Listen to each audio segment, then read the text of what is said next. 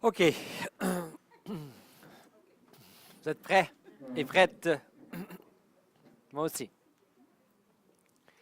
On va passer à un peu plus concret maintenant. Maintenant qu'on a vu vraiment la théorie autour de ça, on a parlé de certaines conditions d'implantation aussi. Je vais vous montrer des exemples vidéo. Donc, les vidéos sont tirées de certains projets de recherche-action qu'on a fait. Et ces vidéos vont mettre en scène plusieurs personnes. Donc, les deux premières, ça va être une enseignante de jardin, donc maternelle au Québec, avec une enseignante de première année. Donc, l'enseignante du préscolaire, l'enseignante de première année. Et je vais vous faire écouter ce qu'elles disent et vous allez me dire, au fur et à mesure, je vais couper le vidéo, y a-t-il des éléments de la RAI? Quand ils parlent, est-ce que vous entendez clairement des éléments qui nous disent que la RAI est en train de s'installer? Que ce soit au niveau des composantes essentielles de la RAI ou des conditions d'implantation de la RAI.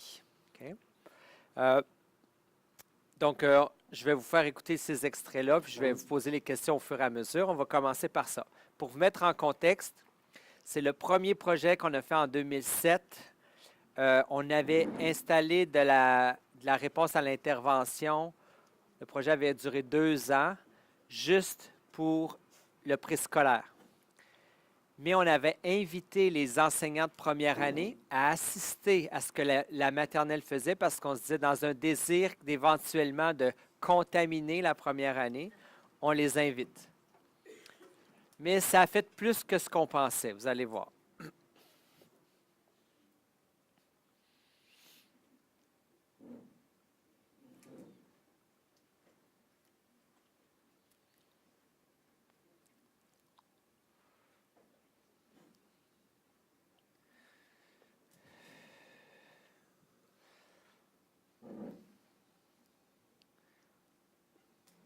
Ben moi, je dirais le plus gros changement, c'est face aux activités de lecture, évidemment, c'est que comparativement à ce que je faisais avant ça, je prenais un livre de lecture au hasard et je faisais peut-être 2 lectures par semaine aux enfants du préscolaire.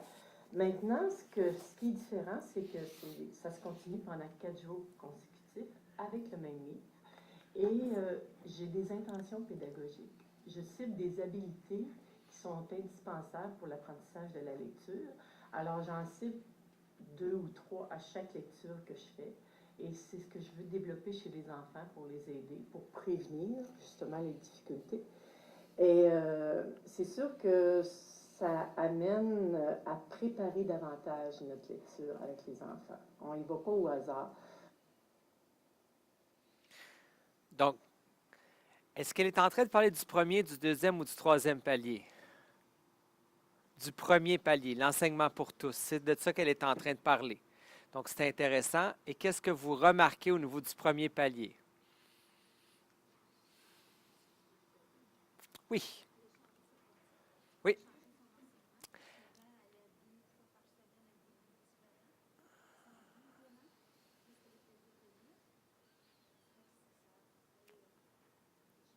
oui. Sa pratique a changé, mais j'aime, dans le fond, elle a la même pratique, lecture d'histoire, mais elle a été optimisée. C'est vraiment ça. La fréquence a augmenté, les paramètres avec lesquels elle utilisait cette activité-là ont changé, sa planification a changé.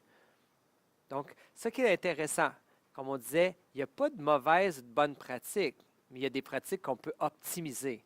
Ça, c'était un point de départ qu'on a découvert dans notre projet, c'est que le premier palier, ce n'est pas nécessaire de chambouler tout ce que l'enseignant fait, mais peut-être d'amener certaines pratiques vraiment gagnantes à leur plein potentiel. Autre chose que vous avez remarqué, ça peut être d'autres choses, là. Oui, elle parle de prévention des difficultés. Elle voit son rôle d'enseignante dans la prévention des difficultés de lecture et d'écriture. Il y a d'autres choses qui vont sortir, vous allez voir. Moi, si je compare avec les années antérieures, je sens un plus grand intérêt face aux livres, parce qu'on en fait pendant 4 jours de temps et on approfondit vraiment chacun des livres de différentes façons à chaque jour.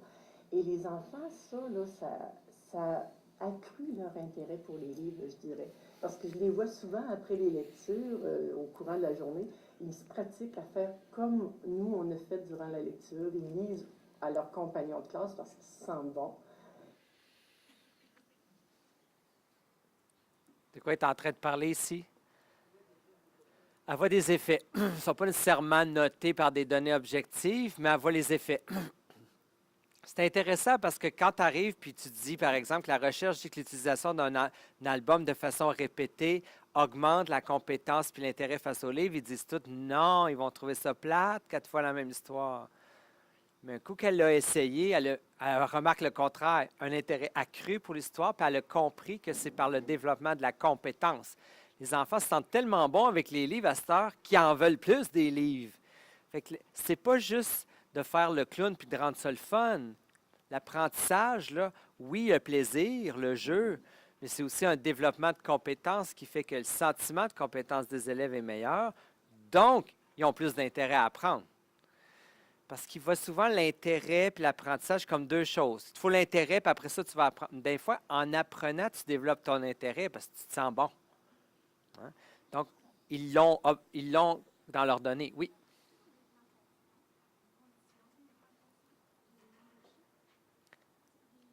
Oui.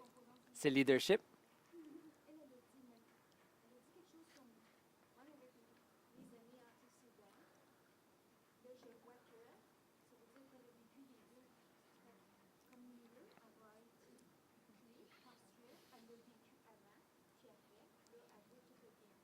Oui. Il y a elle aurait quelque chose comme au niveau du leadership qu'elle pourrait apporter. Oui. Ça, on va le voir un peu plus loin. Ça a sa sentiment de confiance par rapport à ses autres collègues. Vous savez que ce n'était pas la plus jeune de nos enseignantes. Et j'ai souvent le préjugé, quand je travaille dans les équipes, il va y avoir les vieilles qui font toujours la même affaire et qui ne veulent pas changer. Elle prenait sa retraite dans 2 ans. C'est une qui a embarqué le plus. Pourquoi? Parce qu'elle voyait les effets. Puis, fait que c'est pas vrai que c'est parce que tu as une pratique il y a longtemps que tu ne voudras pas la faire. Les conditions vont être importantes. Puis parfois, c'est nos plus jeunes qui étaient les plus résistantes parce qu'eux autres, ça fait 2 ans qu'ils enseignent, ça fait 2 ans qu'ils vivent je ne suis pas capable de dormir parce que je ne sais pas ce que je fais dans ma classe. Puis là, après 2 ans, ils commencent à enfin, je respire. Puis là, on va aller modifier leur pratique. Laisse-moi respirer. Fait que il faut garder ça en tête. Le changement, c'est pas nécessairement c'est pas parce que tu fais quelque chose souvent que tu n'es pas prêt à le changer. Elle a vu la pertinence, puis elle a embarqué, puis elle voit les résultats. Oui.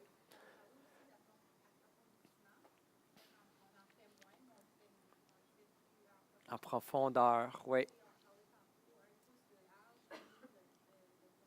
Oui, exact.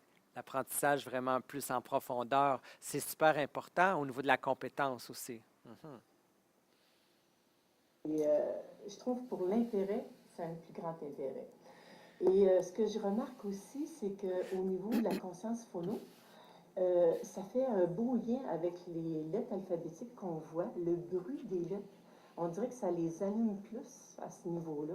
Puis ils voient le lien que quand on fait les non-mots, justement, là, quand je dis Fari, par exemple, fa, comment on peut écrire ça? Puis là, j'accentue le bruit des lettres pour leur faire prendre conscience que c'est comme ça qu'on est capable d'arriver à déduire comment on écrit un mot et ça les rend plus sensibles. Elle va parler de certains éléments beaucoup plus précis, par exemple la correspondance entre les sons et les lettres, l'importance de la conscience phonologique en rapport avec ça. Elle a une connaissance beaucoup plus raffinée du développement de la lecture et de l'écriture. Ce qu'on observe aussi, peut-être que vous allez voir, elle parle avec une assurance. Elle explique ça, mais elle parle par expérience. En plus, l'expérience est venue vraiment consolider ses connaissances. Donc, c'est vraiment une enseignante qui parle finement de la lecture et de l'écriture. Puis, elle fait des modèles. Hein? comment on écrit ça? Puis là, les enfants finissent par comprendre comment ça marche, comment on s'y prend pour écrire. Elle modélise pas mal plus qu'avant. Puis on sait que ça, c'est une partie de l'enseignement explicite qui est important. Fait qu'on a plein d'indices que son premier palier il est en évolution, qui est en amélioration.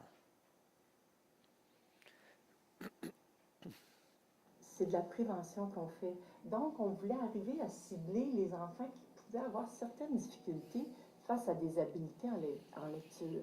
Et là, j'arrivais à la fin de la journée, je m'assoyais à mon bureau pour noter, bon, qui a été capable de me répondre à cette habileté-là facilement comme ça?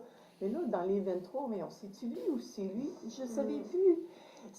Puis dans le feu d'action aussi, les enfants interviennent. De noter, c'est impossible parce que tu es concentré sur tes interventions pédagogiques. C'est ça.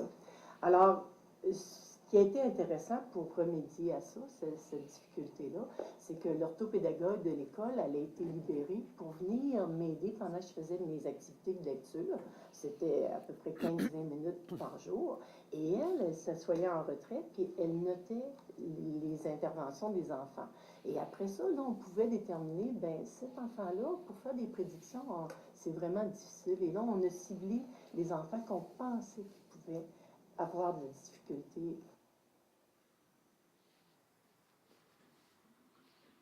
Ce qu'on a ici. Oui? Oui, fait qu'il y a une espèce de monitorage. Ils prennent des données de progression pendant les activités. Pas à part, ce n'est pas une activité d'évaluation de plus. C'est pendant que les enfants répondent à ce qu'on est en train de faire, on est capable de voir où ils sont situés. Ils prenaient des traces de ça. Ça prend? Il y avait un autre corps chaud qui venait 15 minutes dans la classe le faire. Oui?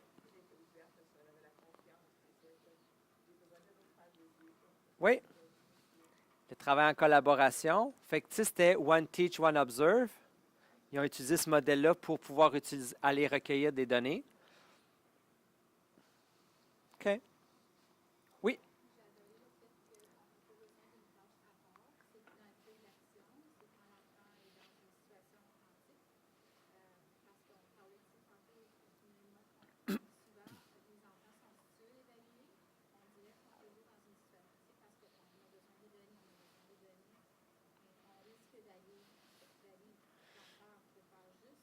Oui.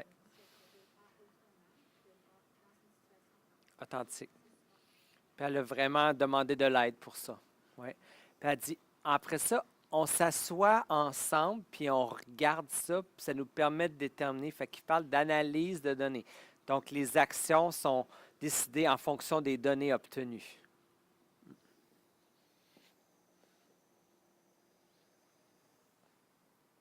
Bien, moi, c'est certain qu'en tant qu'enseignante du préscolaire, je lirai plus jamais une histoire aux enfants de la même façon. Comme j'ai été chanceuse de faire partie de ce projet-là, et j'y crois, ce projet-là, pour l'avoir mis en place, puis l'avoir expérimenté, je sais que c'est vraiment là, un plus pour les enfants, et pour moi aussi, parce que ça m'oblige à me préparer, mais aussi, je sais que mes interventions sont meilleures en lecture.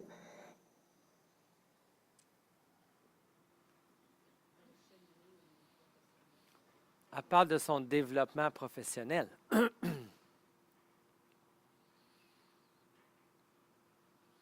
Le sentiment d'auto-efficacité. Mes interventions sont meilleures maintenant en lecture. Il y a une espèce de certitude maintenant. Elle dit, c'est bon pour les élèves, mais c'est bon pour moi aussi. Donc, il voit, quand on parle de la RAI, c'est toujours ça. Hein? Il y a les élèves, il y a nous aussi en développement, en apprentissage. Elle l'exprime clairement ici. Une chose aussi qu'elle a dit qui est bien intéressant au début. Elle dit, j'y crois à ce projet-là, je l'ai mis en place.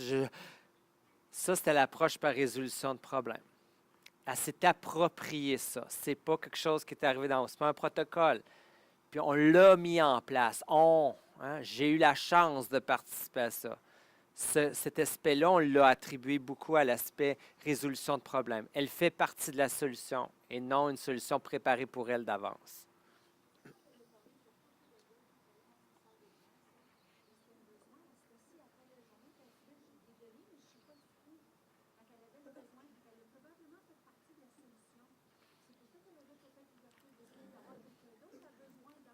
C'est ça.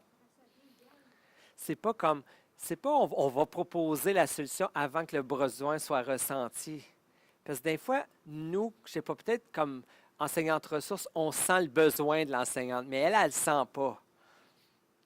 Fait que des fois, tu as comme le goût de dire, tu sais, tu sais, je pourrais t'aider là-dedans, mais c'est comme, elle ne ressent pas le besoin. Mais là, il y avait quelque chose d'intéressant. On était en équipe, il fallait ramasser des données, on s'était habitué. Puis là, elle s'est rendu compte, ah, écoute, j'ai besoin d'aide. Puis là, mais ce qui était intéressant, c'est que dans cette équipe-là, c'était le contraire. C'était une orthopédagogue qui n'avait jamais travaillé en classe, jamais en groupe, avait toujours sorti les élèves en individuel, puis pour elle, travailler de même était vraiment déboussolé. Il a fallu beaucoup l'accompagner. C'était intéressant. Des fois, ça peut être le contraire, mais il y en a d'autres qui sont habitués. Ils aiment ça. C'est sécurisant aussi, faire sa petite affaire. Tu sais.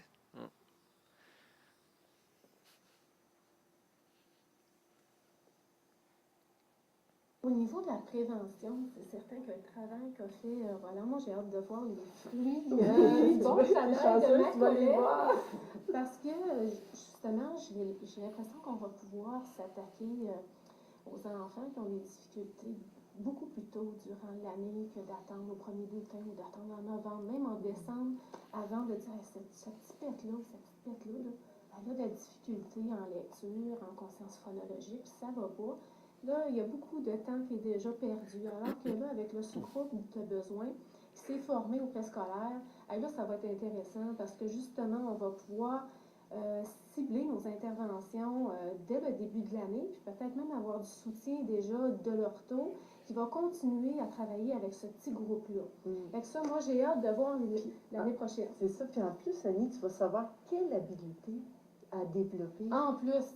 Dans laquelle il est en difficulté. Oui, tu n'auras pas à chercher, ben c'est-tu ou c'est conscience phonologique ou prédiction. Tu vas déjà avoir une bonne idée de c'est quoi exactement sa difficulté.